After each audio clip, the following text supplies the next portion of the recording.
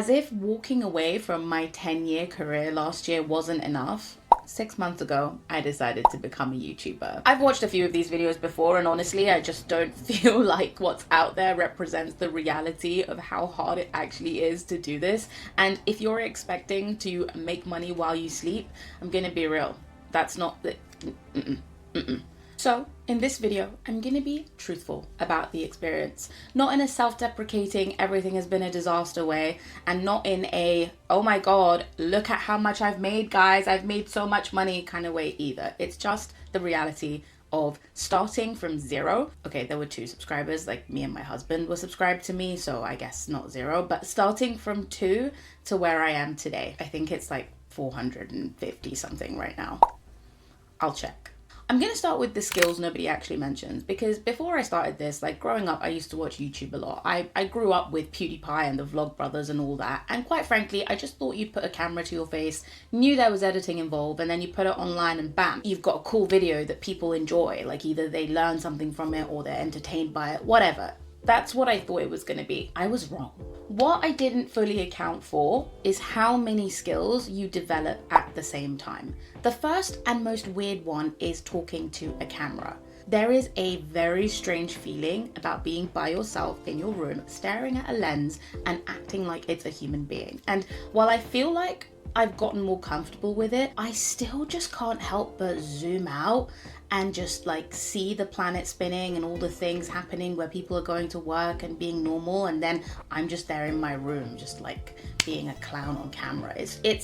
It's odd. Anyway, the other stuff is deciding how to do this. Like, if I script something, I feel like I can deliver you a lot of value in one video, but then my soul isn't in it. Like this video, it's not scripted. It means I can just be myself and talk to you, but it means that future Aila's gonna hate past Aila because these kinds of videos are so much harder to edit since I go on like a million different tangents. So there's like the looking at the camera, then there's the talking and what that should contain, then there's the editing. But the one thing that I didn't quite understand that was the most important part of all of this is packaging. The thumbnail and the bloody title. These 2 things literally are the life and death of your video, and it's kind of soul crushing because you can pour your heart and soul into making something beautiful, but then if you can't make it interesting enough to click, and by the way nowadays that means just making it really clickbaity, then your video just dies a sad death and nobody sees it. I think you just need to accept that for a long time it's just gonna be you, your mum, and your partner watching these videos, and you just have to be okay with that. I actually hate looking at my older videos because I'm not only embarrassed by how cringe they are, but the editing is so bad, and I'm sure a year down the line when I look back at this video I'm gonna think it sucks. They say that that's a sign of you improving, but it doesn't make it any easier when you're in it. So just know that there is an element of joy and frustration in it, and also if you're already a self-critical person, it's yeah, you're putting yourself on the internet. People are judging you. You are inviting them to do that to some degree, so you have to be at peace with what you make and what's out there. And also, once it's on the internet, it's basically on there forever, so be warned. Now here's the part I didn't expect and why I'm still doing this 6 months in, despite it being one of the most difficult things I've ever done. And I've done some shit. No, that made it sound bad. I mean, just like, my job was hard before, you know? The thing is, no matter what you make, no matter how rubbish you think your videos are, no matter how critical you are of yourself, or if you think your topic is weird or niche or whatever, somebody out there is going to get something out of it.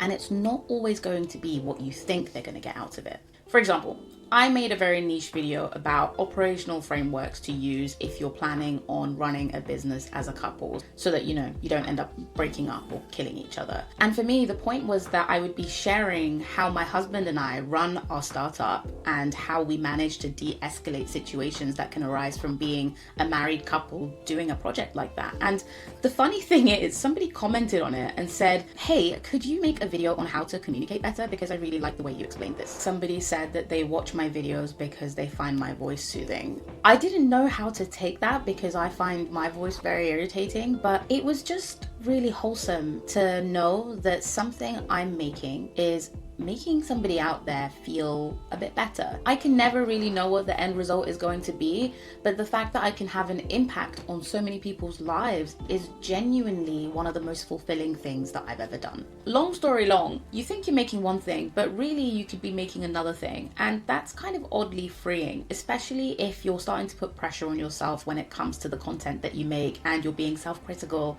about whether or not it's good enough. Because when you're first starting and you're not getting any views or any subscribers, you just automatically assume that it's because your content or, you know, the production is not good enough. And really, it's got nothing to do with that. I just think it's more to do with the fact that you're really early in a long-standing game and the algorithm just hasn't found your people yet. So don't worry. I'm also saying this to myself. Don't worry, Aila.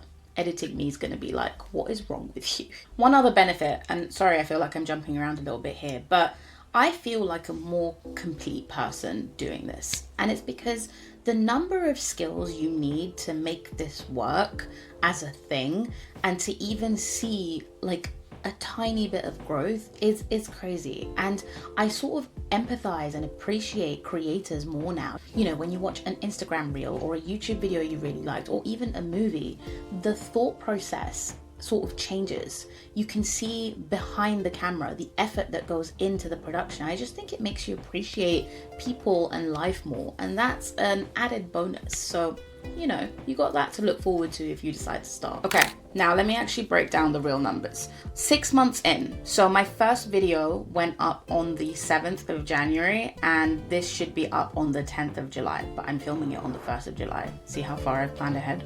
Yeah, I'm doing it. By the way, it doesn't always work out like this. Like, there are times where I'm literally filming and editing the day before. So, you know, it ebbs and flows. But right now, I'm looking at my dashboard. I currently have 476 subscribers, which it's hilarious. It is so hilarious because the first 4 months, I had about 120. That, like, it took 4 months to get from 2 subscribers to 120. And then the last sort of 2 months, I've gained the rest of it. And it's accelerating. I used to get 1 subscriber every like 5-6 days.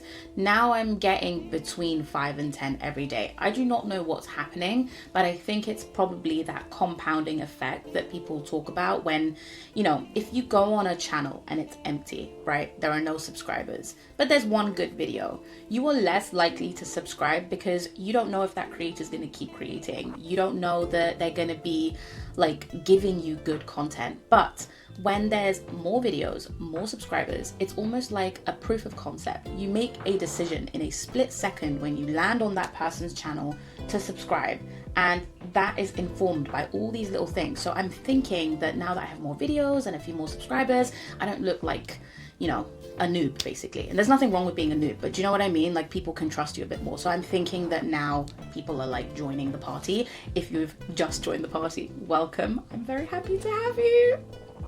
Okay, I need to calm down. I think like this is my 3rd coffee. It's like 10:30 in the morning, so I think that tells you why I'm like this. I'm a very changeable person. Watch my video from 2 weeks ago. I practically looked depressed. It's probably because I was depressed. Anyway, calm. Sorry.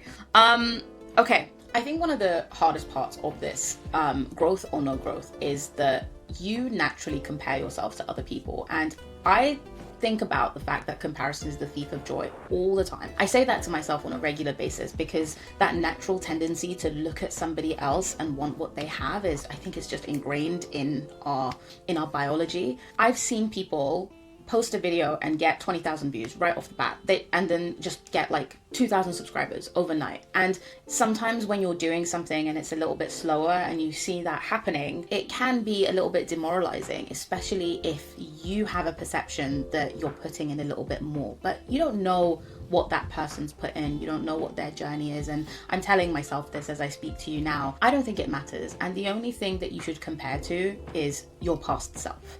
Are you improving a little bit? Are you still enjoying it? If the answer is yes to both of those questions, then you're good. Keep going. So I feel like I've covered a lot here, but ultimately you're probably watching this because you're trying to decide whether or not you should start a YouTube channel, or you're nosy like me and you want to see how other creators are doing, because that's why I watch these. But I genuinely think that if you haven't started already, you should. And if you have started, you should keep going, because there is a fulfillment that you'll have that nobody can take away from you when you make something and put it out into the world and somebody else sees it and says, thank you for this, it made my day. I think also you'll just get better at things that you didn't expect to care about, and there's this added other benefit of meeting lovely human beings and finding your people, and the list is endless. There is this beauty in making something, and I think in our modern era, that beauty has sort of sunk into the background of our lives because we're so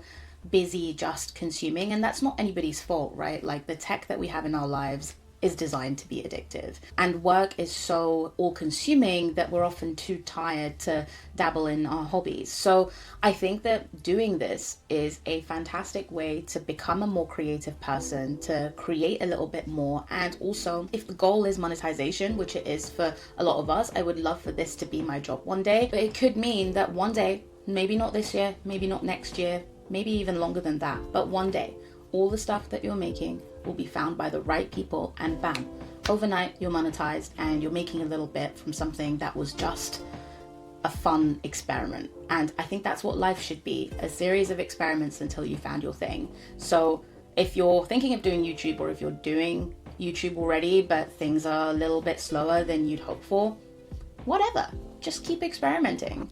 And I think if it gets to a point where it is sort of becoming a painful experience and you're not, like, there's no joy in it, then I think that's a sign that it's not worth it, right? Like, for me, because I'm enjoying the process so much, it really doesn't matter, and I'm just gonna keep going. Anywho, sorry, I hope you enjoyed this video. I might do more chatty ones like it because it's more fun, you know? I was gonna say something but I forgot. I'll see you next Friday. Bye. Why is the coffee always gone?